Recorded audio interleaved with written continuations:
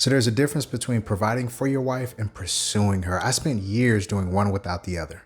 Hey guys, welcome back to another episode of the Intentional Husband Podcast.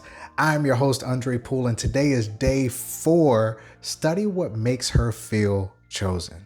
So in the earlier days of my marriage, it wasn't that I thought providing and pursuing were the same thing. Pursuit wasn't even a part of my vocabulary back then. My goal was simpler than that.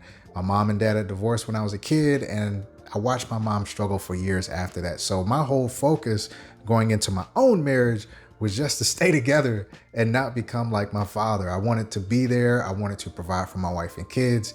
That was the bar I had set for myself. That was it. What I didn't understand back then is that provision and pursuit aren't the same thing. You can provide for a wife for 20 years, stay, show up, pay the bills, and still leave her wondering if she's being chosen or just kept.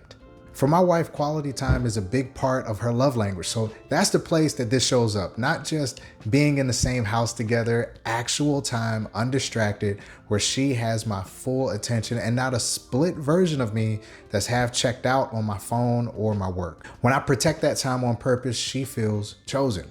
When I let it slip for weeks at a time, she feels like an afterthought, even if I'm still doing everything else right. Second thing is intimacy, specifically who initiates it. For a long time, she was the one reaching for that more than I was, and even though I never turned her down, always waiting to be pursued instead of pursuing wasn't the same thing to her. So when I initiate, when she's not the one always having to bring it up, that tells her she's wanted, not just available.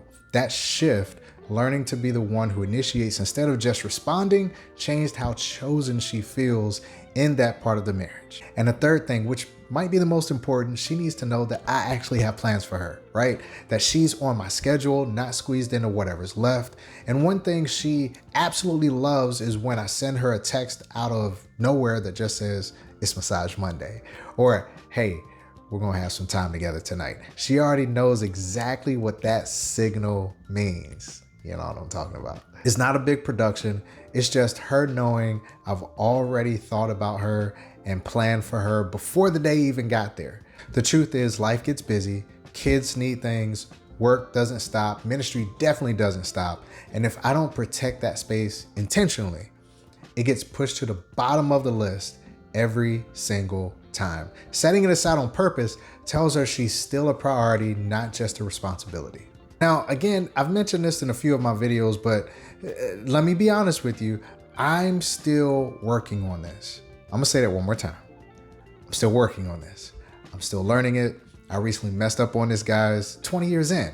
This isn't something you master and move past. It takes intentional practice over and over for as long as you're married. So if you're 1 year in, 2 years in, 5 years in, put the practice in now. Build the habit while it's still easy to build. Don't wait like I did and end up 20 years down the road still having to relearn something you could have locked in early. Do it now so it's easier later and not harder. And for those that are already married 10, 15, 20 years, go ahead and start now. Like, it's really never too late. Just go ahead and start it, put it into practice, and begin to see the change and transition and the transformation that you're looking for in your marriage. And hey, remember, feeling chosen isn't a one-time gesture. It's quality time, being the one who initiates and actually having plans for her instead of leaving her to wonder if she's on the schedule at all. This is day 4. Study what makes her feel chosen. And continue to follow along for the rest of this series. Comment below "chosen" if you're locked in. I love you guys. Peace.